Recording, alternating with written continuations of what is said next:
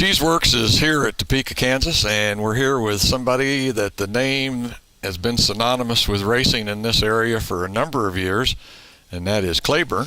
And we've got Andy here. Andy, we were talking about your dad doing a lot of promoting here in the area around Kansas City, Topeka. Can you name some of the tracks where he was at? Yeah, he did Lakeside Speedway back in the mid-'70s. Then he moved on and promoted tracks at Adrian Speedway and Lynn County Speedway down in Pleasanton. Yeah. How do you like that? That Lynn County's kind of been up and down, it seems like, over the years. Yeah, it was actually pretty solid back then because it was kind of new to the area. It hit an area that was needing a new racetrack, and it had been open just a couple of years, so it was still fresh. Everything was nice down there. And so he had a really good time with it, got to see some great people, and actually got to get reacquainted with a bunch of people that had actually towed quite a ways and it raced at Lakeside long ago when he was doing that. So it was a pretty fun experience for him. It has to be an experience in racing to get around and meet the folks that are in racing. I always say you meet so many different personalities and types of people. It's just a grand experience as far as I'm concerned, what little I've had the opportunity to do so far.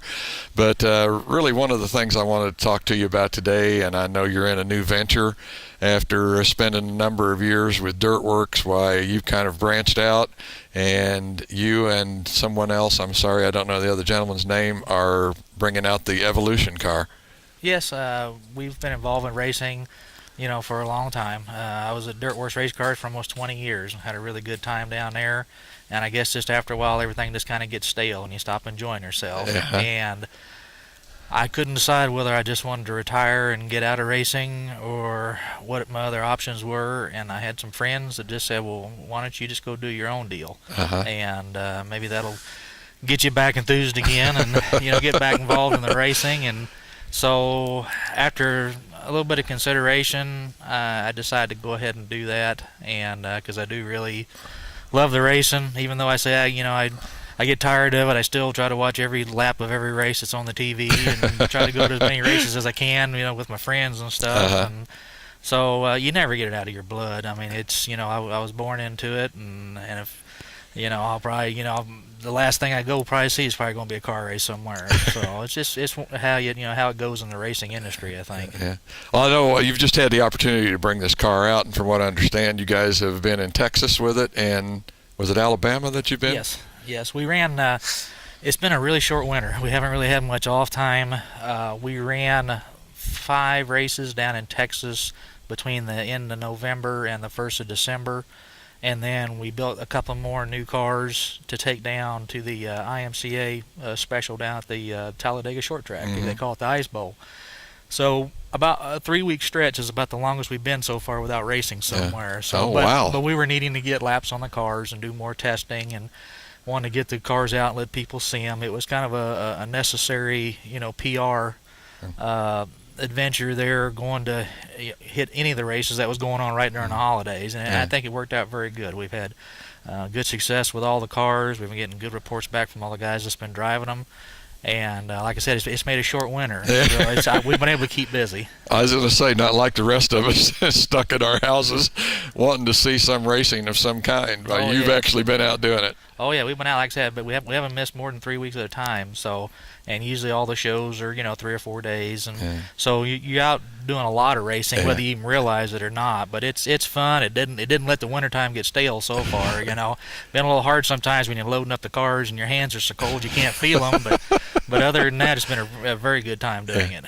Well, I'm sure with a new car like this that you're just coming out with, the R&D has got to be a really important part of it to get that feedback on the car, like you say, from some of the racers out there, and more or less have it ready to go when the summer season does roll around. Oh yeah, and you tried, and that was kind of the hard part of all of it, is you try to get a car built in a hurry. And that's really not very good for leaving bugs out of a car. So we just kept thinking, well, we'll just have to tinker with this a lot. And so we've tried to sit down initially, and we actually probably took a little bit more time initially developing the car, the design, so we could eliminate a lot of those bugs we might have somewhere down the road, And so far it's worked out pretty good. We've just done just little minor tinkering here and there, and actually most of us come with the cosmetics because I actually thought the first car that we did was pretty ugly when it came out. So we're trying to pretty them up a little bit now. So. Well, okay. I won't talk anymore about RC. I mentioned it enough. What is it about the Evolution that a racer is going to want to buy one? I mean, are there any really distinct differences between this chassis and what you could buy somewhere else? We did some work. We have a pretty unique front end on the car, which I'm very proud of. It was an idea that actually several of us had just been sitting around when you're on the tailgate drinking a beer after the races, that we just talked about something that we'd like to try or like to do. And we finally just said, well, let's just do it. This is our deal, and let's just do it.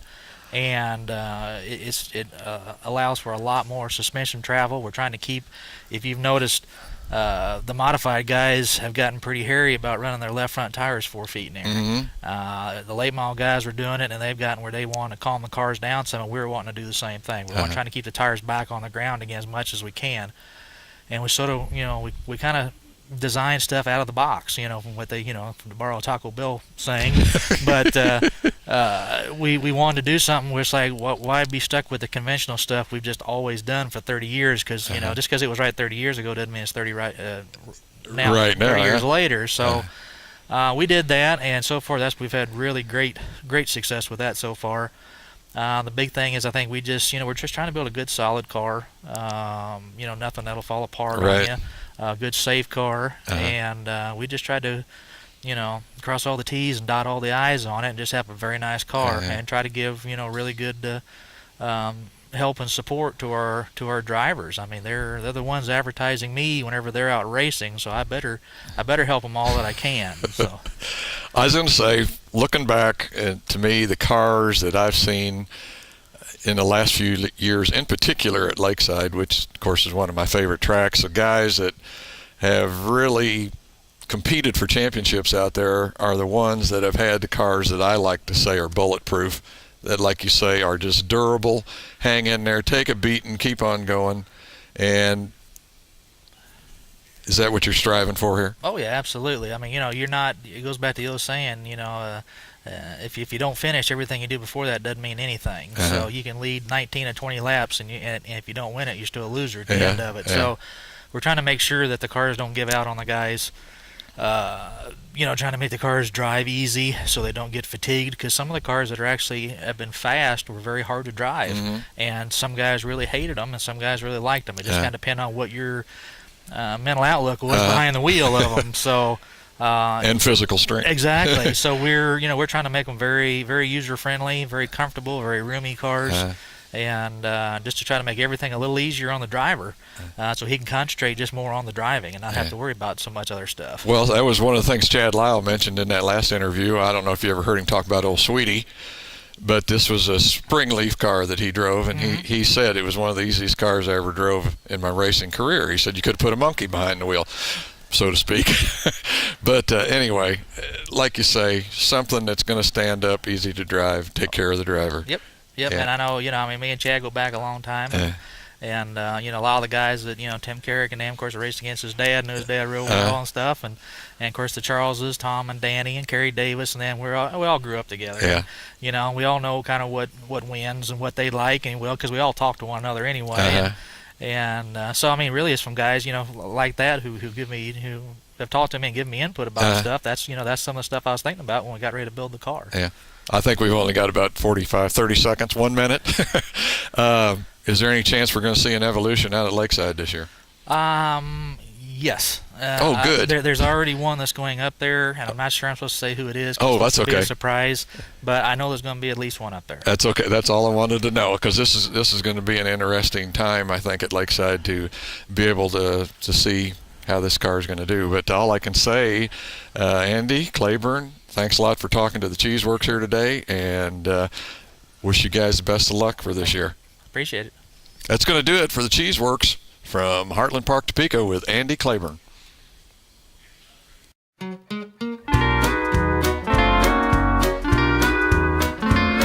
I'm walking the floor over you. I can't sleep a wink, that is true. I'm hoping I'm praying